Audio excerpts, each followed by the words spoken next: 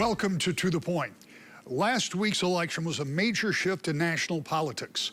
Republicans took control of the U.S. Senate as well as the White House. Less talked about is the change in Michigan government. Democrats controlled all levers of power in the state since 2022.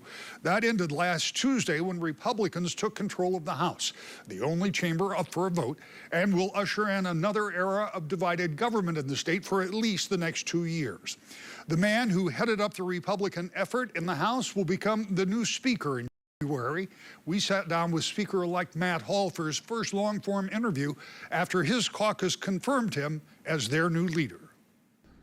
Let me begin by saying congratulations. You did something that I think there are a number of people were cautiously optimistic. There were others who were outright skeptical that you could win a majority in the House of Representatives because necessarily you're running against incumbents. And we know in politics at any level, beating an incumbent is difficult.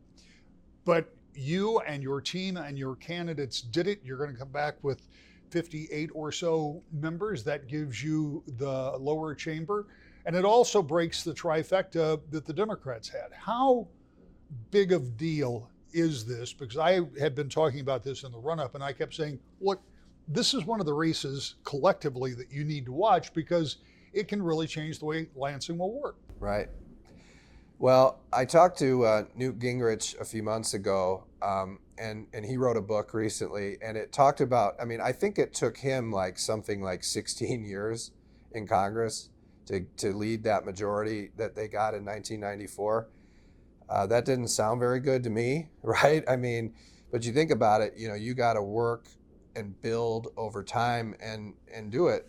Now we had fewer seats. We had to flip 2 seats. But the point is, that happens a lot where you get hope, you work hard, and it doesn't work. In Pennsylvania, the two states that were, the ones that were the Republicans were trying to flip were Michigan and Pennsylvania House.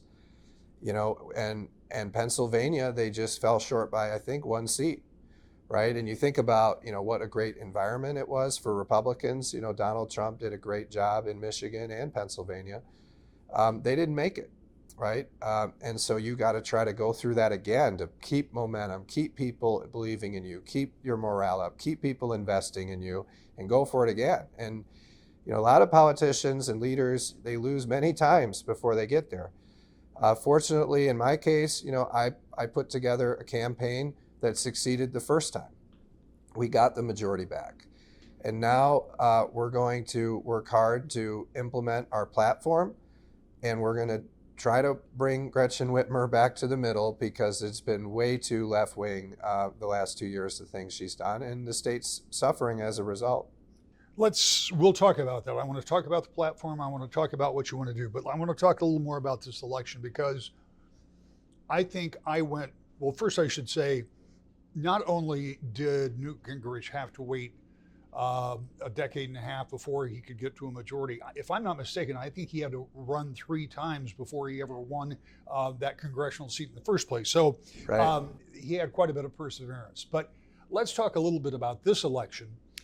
I think I went to 7 or 8 events with J.D. Vance. Yeah. Another half a dozen with former and future President Trump. Right. I don't know that the state of Michigan has ever seen this kind of traffic. What did that do? Obviously, they won the state only the second time a Republican has won since 1988. Same Republican, by the way. But what did that do for you and your colleagues? Because obviously, Top the Ticket has some coattails. Right. So, in the past, the local state House campaigns have tried to distance from Donald Trump. I made the strategic decision early that we were going to partner with President Trump and partner with his campaign. I was a major surrogate for the campaign. I was there with you speaking at some of those rallies. I was there, he really appreciated my efforts and would mention me frequently at his rallies. I had the opportunity to talk to him quite a bit, and I'd say President Trump and J.D. Vance cared about our efforts to flip the House here in Michigan.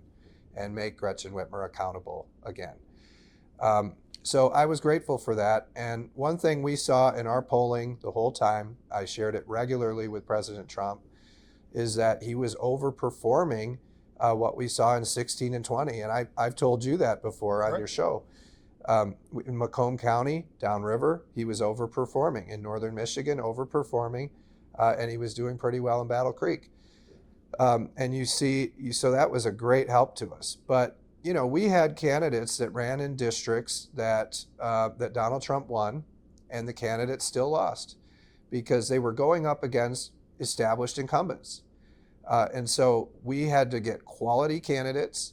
We had to explain what they were going to do to help the people of Michigan, and they had to work really hard. And then I raised unprecedented resources for the Republicans. I mean, it was like 50% more than we'd ever raised before, that we raised. We were still outspent by Democrats, and Democrats got their money from out of state billionaires. We got our money from hardworking small business owners here in Michigan. They were very generous, and we used the resources efficiently and smartly, and we won. When you think about that kind of disadvantage monetarily, is there a pathway going forward that you can make up that deficit, or is that going to be a structural problem for Republicans as they continue to run every 2 years in 110 different seats?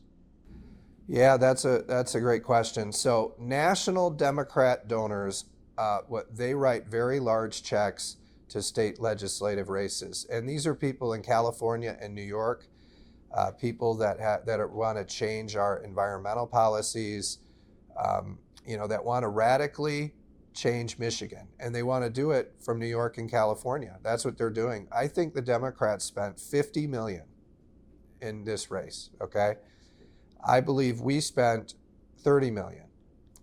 11 of that was from the House Republican Campaign Committee directly that I control. To put that into perspective, 2 years ago, both sides spent about $15 million. Okay, so you see that in our spending for all of our accounts, it's a 100% increase. For the Democrats, that's even bigger than that, right? We were outspent by $20 million, which is about a 40% outspend. And your viewers saw that we were spending a lot of money because we had a lot on Wood TV, and I'm happy. I bet they're happy they're done.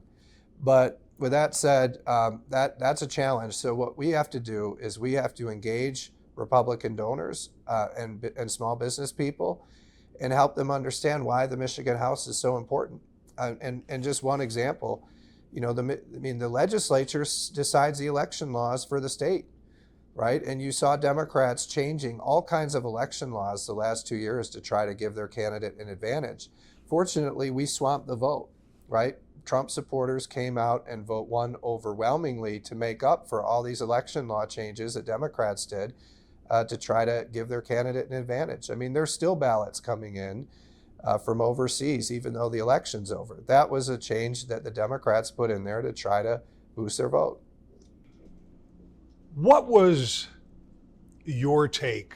And we talked before, as you pointed out. So I know that you were optimistic, and I know that you thought that President Trump had a good chance of winning in Michigan and winning overall. Still, when you looked at the numbers, the Real Clear Politics average the day before the election had, in the 7 swing states, he was leading in 5, but they were all in fractions of a percentage, like 0.3 in Pennsylvania, maybe a little bit more in Georgia, maybe over 1%, but not 2%.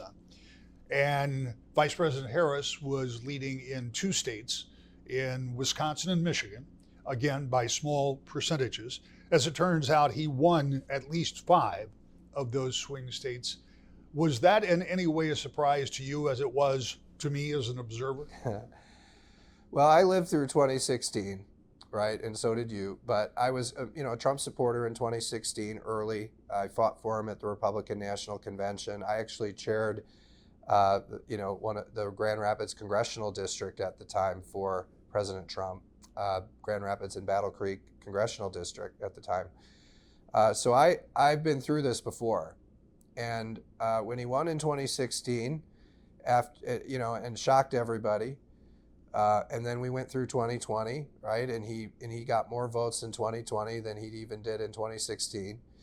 I felt pretty confident that in President Trump, but it requires you to like try to filter out all this noise. I mean, there was I don't know if it's a system, but whatever it is in place, it's on social media, on Twitter, it's on TV, on the national news, it's everywhere, trying to convince people that what they believe is not what everyone else believes.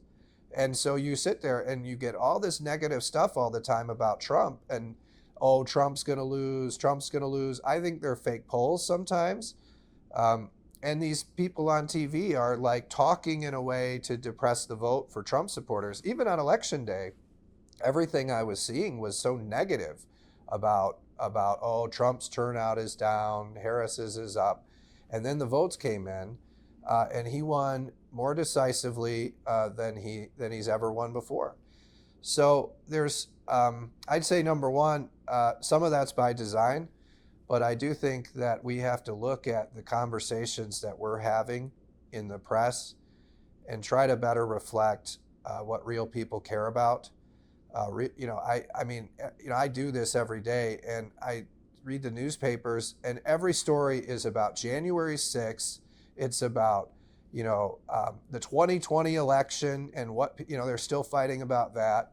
Nobody cares about that. They care about the cost of living here in Kalamazoo County. They care about our education system that's not going very well. They feel like this country is not, that they can't get ahead anymore. And that's how they voted.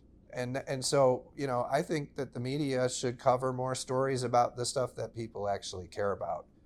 One more question about this election, and then I want to move on to agenda. Was there ever a moment, maybe at the moment that Joe Biden stepped down and the vice president became the nominee, or at some other juncture, was there ever a moment, and you identified earlier that you purposely connected yourself to the Trump campaign as a collective with the House Republicans? Yes. Which in the past they've kind of been at arm's length. Right. Was there ever a moment when you said, I'm not sure that's a great idea? No, I think it was the right call. But I'll also point out to you, I was capable of building a broad coalition. So it wasn't just partnering with the Trump campaign, which we did. And, many of our candidates spoke at Trump rallies. We put out, mail and digital and all kinds of things, making sure that our people that were voting knew that our candidates were going to partner with President Trump and his administration to end the electric vehicle mandates, to stop these Chinese battery plants, and to fight to make the cost of living affordable again. But with that said, we also brought in Governor Snyder, right? And you covered the bus tour that Governor Snyder did. Bill Parfit, who's a local businessman here in Kalamazoo, Governor Engler, the DeVos family, and Pete Hoekstra. So that's a pretty wide spectrum of the Republican Party. But one of the things that was really helpful to me was being able to go back to some of the people that built this party movement in the 80s. I mean, the last time that the party was in the position we are today was in 1983, which is the year I was born, where the Democrats controlled everything in government. John Engler led that in the 80s and built something that lasted for 40 years, and Governor Snyder continued it. And the DeVos family were part of that too, and Pete Hoekstra. I now had to figure out how to do it again. And so I went to those guys and said, can you help me, teach me? What did you do? Help me, be a better leader and lead this comeback. And they all played important roles. So I would say we put together a broad coalition that represented all parts of our party. And we were really grateful for the help, and we succeeded. And there's a lot of people who deserve credit for the win. Let's move on to what the practical impact of this is, because 2 years ago, I'm going to say my view, not yours, there were some Republicans who were shell-shocked when they woke up. And I know that you had told me that it was going to be really close when it came to the House. And I know that Senator Nesbitt had told me in the Senate it was going to be really close. And the closer we got, in fact, I think I talked to him the week before the election, and I think his assessment at that point was, I think Matt's got a better chance of getting a majority than I do. As it turned out, for the first time in 40 years, the majority in the House and the Senate went to Democrats. The Senate wasn't up this year, nothing has changed there. But when you go back, your caucus has already met and you've been elected speaker, so speaker-elect, and again, congratulations on that. What does that mean now for the governance of Michigan? Because the last 2 years has just been flipping the script. When Republicans were in charge of the governor's office and the House and Senate, they did things they wanted to do. Democrats have undone many of those things and pursued their own policies. You can't unilaterally make things happen. You can unilaterally keep things from happening. So what is it going to look like? Well, first of all, I'm grateful Governor Whitmer reached out to me kindly. Senate Majority Leader Brinks reached out to me kindly. They expressed their congratulations and they personally reached out to me. So I'm grateful for that. I think that there's a lot of things we can agree on, but it takes leadership to put those issues on the table. I lived 2 years as the minority leader. I can empathize with how they feel. I remember what it was like when we were surprised and we lost the majority. And I had to inspire and lead a group of Republicans through that and make them believe in themselves and believe that if we stuck together as a team and we worked hard and we put forward a positive vision, that we could win. But with that said, I also know all of the things that the Democrats did to us that were wrong, and they mistreated us. And you've talked a lot about that on your show. They wouldn't let us speak on the floor at times. They would not let us run bills. I mean, a lot of things. They won't tell us when we're meeting, until a couple days before. I'm not going to do that to them. I understand how it feels, and I don't want to be a leader that just returns fire because they did it. I want to show them that I can be a leader that they can support too. And I don't mind if we help them with some of their priorities in their districts and help them get credit for success. And I hope they'll support me in the agenda that I'm putting forward. I want to see us get a permanent road funding solution for the state. Gretchen Whitmer talked about that when she ran. She proposed a 45-cent gas tax, and then she abandoned that and borrowed the money. Well, that money is running out next year. And so we need to find a solution that doesn't raise taxes. I've put some proposals on the table. I think it's important. I've come up with an education plan that you've covered that would focus on real life skills. And it's not just let's repeal everything Whitmer did or let's restore everything that she got rid of. It's how do we just take things that are that we both can agree on and do them. And I put that forward, bringing back phonics again, science-based reading skills. Our reading scores are among the worst in the country. I think it's 7 out of 10 kids in 4th grade are not passing the reading on the M-STEP. And also, we want to see more vocational training. We want to see these skilled trade programs be part of dual enrollment. So we have some ideas I think the Democrats can support, and I think we'll move on education, we'll move on infrastructure, and we'll work to make our communities safer. One of the things that Republicans were critical of was the education budget this year that omitted funds for mental health and safety within schools. Is that something you'll look to restore? Yes, absolutely. I think it was one of the biggest mistakes the Democrats made. They cut 92% of school safety funding. When I was one of the leaders in the legislature the term before that, I fought to put that money in there. I wanted to make sure that every school district had school resource officers, mental health, and counselors, and they didn't have to choose between buying new textbooks and their safety. Democrats cut that spending, and I believe the reason they cut it is because after the election they want to spend it on tearing down the Renaissance Center in Detroit, and building like another people mover and investing in more battery plants. That's what. So they had to find money. They didn't spend it, and when we go back into lame duck, I think they're going to try to do stuff like that. So, I think we need to prioritize school safety. We need to restore that funding. And in general, we need to get better return on investment for your tax dollars. When we're spending your money, we're taking your money and we're spending it. That's money you could spend on your family. We're taking it. We shouldn't be spending it on things like splash pads and a hip hop academy in Lansing and a Zen Center in the Novi Public Schools and boxing rings. They spent billions on things like that. We're going to work to restore this budget back to a budget that has better priorities and a good return on investment for the taxpayer. We could talk for another hour, but I've got about 90 seconds left, and here's what I want to know, and you brought it up. Lame duck. The last lame duck we had was when Governor Snyder was leaving office.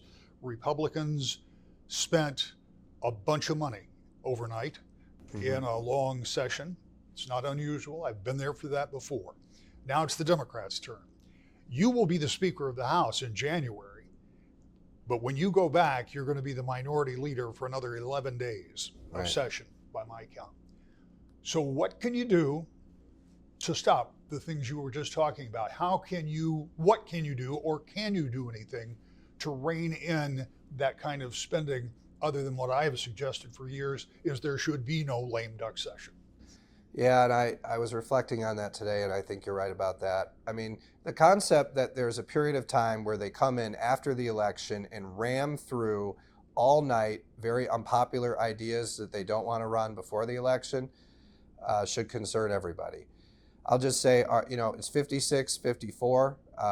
We need one Democrat to vote with us to block things, and we have to work as a team. So if they're putting up something that's unpopular, that's not good for the people of Michigan, we need all 54 Republicans to stick together. We need to find one Democrat to partner with us. I hope they will, because they just lost their majority because of ideas like the ones they're going to try to ram through in lame duck.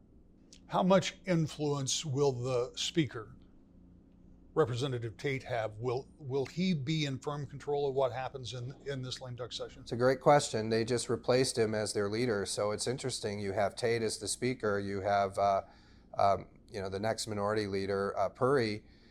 So there's kind of two power bases there in the Democrat caucus. So that'll be interesting to see what happens.